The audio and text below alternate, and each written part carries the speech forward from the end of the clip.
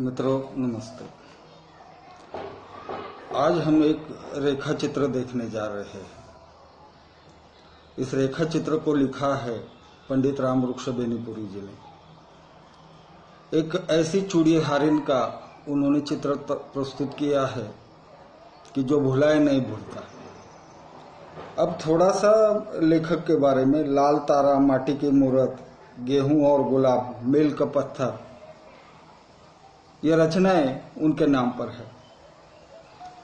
लेखक जब छोटा था तो उसके यहाँ रजिया नाम की एक लड़की आती थी अपनी माँ के साथ। रजिया की माँ एक कुशल चूड़ी हारिन थी, यानी वो गांव में लड़कियों को, औरतों को चूड़ियां पहनाने का काम करती थी। और लेखक बचपन से उसे जानता था।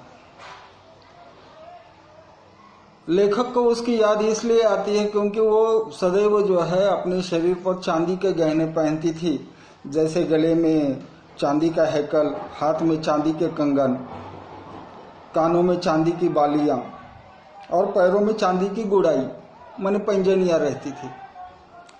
और इस वजह से लेखक को अक्सर वो याद रहती है। एक दिन मजाक में रजिया की माँ ने लेखक से पूछा कि क्या तुम हमारी बेटी के साथ शादी करोगे? तो जाहिर है लेखक हिंदू है और रजिया नाम से आपको पता चला होगा कि वो मुसलमान थी।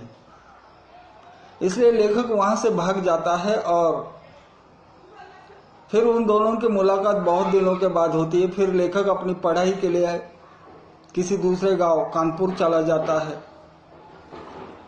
और पढ़ाई लिखने में उसका इतना सारा समय बीत जाता है कि रजिया या उसकी माँ की मुलाकात का अब कोई जो है वो अवसर ही नहीं रहता था। और बहुत दिनों के बाद लेखक की जो है वो रजिया से फिर एक बार मुलाकात हो जाती है। जब लेखक अपने गांव आता है एक बार, तो उस समय वो देखता है और रजिया को देखता है और रजिया के साथ उसकी मुलाकात होती है। अब रजिया भी जवान हुई थी और इस कारण उसमें भी बहुत सारे बदल हुए थे।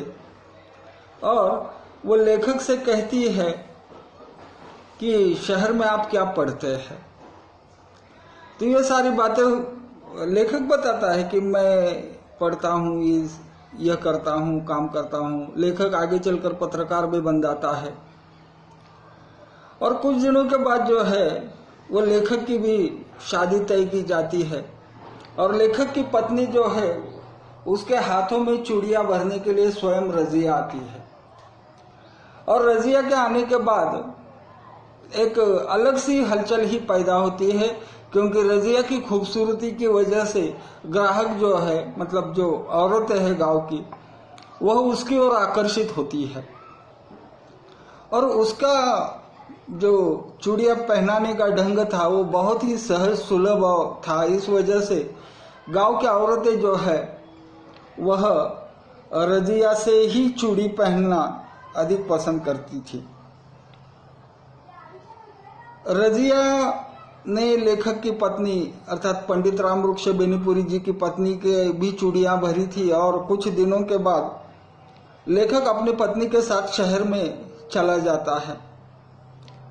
जैसे जैसे वो शहर में रहने लगता है त्यों त्यों उसकी रजिया के साथ जो है वो भेंट दुर्लभ हो जाती है। और बहुत दिनों के बाद लेखक रजिया को अपने गांव में फिर एक बार देखता है और उसके साथ एक मर्द था। तो लेखक प्रश्नार्थक नजर से रजिया की ओर देखता है तो कहती है कि ये मेरा खामिंद अर्थात मेरा पति है। तो लेखक के सामने जो रजिया की बचपन से जो तस्वीर थी, उस तस्वीर में अब कुछ थोड़ा सा अलग जो है वह रंग दिखाई देता है। और रजिया के पति का नाम था हसन। और यह हसन जो है रजिया को अटूट चाहता है, टूट कर चाहता है कि रजिया को अपने आंखों के सामने से कभी ओझल नहीं होने देता। तो ये सारी बातें जो है, और रजिया भी अपने पति को बहुत चाहती है। बचपन की जो हंसी मजाक वाली बात होती है वो लेखक के जहन में अभी घर कर चुकी थी, इसलिए रजिया की शादी होने का लेखक को थोड़ा सा अफसोस जरूर हुआ, लेकिन बीत गई सो बात गई, यह नजरिया रखकर लेखक उस बात को भुला देता है। एक दिन लेखक पान खाने के लिए एक दुकान पर जाता है और वहां एक बच्चा आता है और वो कहता है कि बाबूजी वह आपको बुला रही है। तो बाकी लोग लेखक की ओर जो है वह व्यंग की नजर से देखते हैं कि ये किस औरत को या कौन से औरत को मिलने जा रहा है, और वो देखता है तो रजिया ही थी। लेखक उसके पास चला जाता है और उसे पूछता है कि यहाँ कैसे। तो कहती है कि कुछ सौदा लेने आई थी, अब तो नए किस्म के लोग हुए हैं, तरह तरह की बहुओं के नखरे होते हैं, ये चूड़ी नहीं चाहिए, वो चाहिए, ऐसा डिजाइन चाहिए, वैसा डिजाइन चाहिए, ये रंग चाहिए, ये इस प्रकार से जो बातें हैं नई बहुओं के नखरों के बारे में वह पूछती है। और फिर वो अपने पति हसन से कहती है कि तुम केवल सुनते ही रहोगे हमारी बातें, जा मालिक के लिए पान लेकर आ। और पान लेकर हसन आता है और फिर लेखक पान खाकर वहां से निकलने लगता है। तब वो रजिया से पूछती है कि आपका मकान कहाँ पर है। तो लेखक थोड़ा सा सोच में पड़ता है, लेकिन वो कहती है कि डरिए मत मालिक, मैं आपके घर पर नहीं आऊंगी। तो हसन जो है वह हंसते हंसते कहता है कि बाबूजी ये तो बाल बच्चे वाली हुई, लेकिन इसका अभी बचपना नहीं गया। यानी वो बचपन की शरारती रजिया, उसके स्वभाव में कोई भी परिवर्तन नहीं है। दूसरे दिन लेखक देखता है कि रजिया उसके पास उसके मकान पर आती है कुछ चूड़ियां लेकर और कहती है कि अपनी बहू को जाकर पहना दो, ये मैंने उसके लिए लाई है। तो लेखक कहता है कि तुम तो अक्सर घर जाती हो, तुम ही उसको पहनाना। तो वो कहती है कि नहीं मालिक, आप अपनी हाथ से एक बार पहना दीजिए। और कहती है कि अगर आप अपने हाथों से पहनाएंगे तो आपकी आपके बहू के साथ अर्थात पत्नी के साथ जो है मोहब्बत बढ़ जाएगी। तो लेखक मुस्कुराता है, रजिया मुस्कुराती है और दोनों अपने अपने रास्ते चले जाते हैं। और कुछ समय बीत जाता है। लेखक एक दिन एक चुनाव में खड़ा होता है उम्मीदवार के रूप में और एक दौरे पर था। तब अचानक एक लड़का आता है और वो कहता है कि बाबूजी रजिया इसी गांव में रहती है।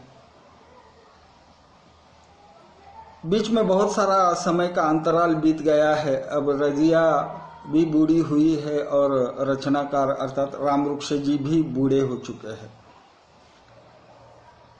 लेखक रजिया के घर चला जाता है और तब रजिया अपने बहू से कहती है कि मुझे अच्छे कपड़े पहनाओ, मालिक आ रहे हैं, उनके सामने मैं मैले कपड़ों में नहीं जाऊंगी। दोनों जो उसकी बहुएं हैं उसको आधार देकर जो है वो बाहर आंगन में लाती है और लेखक भी आंगन में उपस्थित है। लेखक कहता है कि हसन कहाँ है। तो पता चलता है कि हसन तो इस दुनिया में अब नहीं रहा, लेकिन उसके 3 बेटे जो है वह उसके साथ है। और जो है रजिया ने अपनी पोती को तो भेजा था लेखक को बुलाने के लिए, लेकिन उसे विश्वास नहीं हुआ था कि लेखक उसके घर पर आएगा, इसलिए वो अपने बहू से कहती है कि जरा मेरे कपड़े तो बदलवा दो, मालिक से कितने दिनों के बाद जो है वो भेंट हो रही है। उसकी दोनों पतुए हैं उसे सहारा लेकर आंगन में लेकर आई। लेखक देखता है कि अब वो काफी बूढ़ी हो चुकी है, लेकिन उसने जब नजदीक आकर मालिक सलाम कहा तो उसके चेहरे के लिए वो झुर्रियां यानी बुढ़ापे की निशानियां थी वो क्षण भर के लिए गायब हो जाती है। उसका चेहरा जो मकड़ जाल बना था वो भी बिल्कुल खिल उठता है। अचानक बिजली चले जाने के बाद जब बिजली वापस आती है तो बल्ब जिस प्रकार से चमकते हैं उस प्रकार से उसके चेहरे पर चमक आती है और चमक उठी हुई नीली आंखें, रजिया की आंखें नीली थी।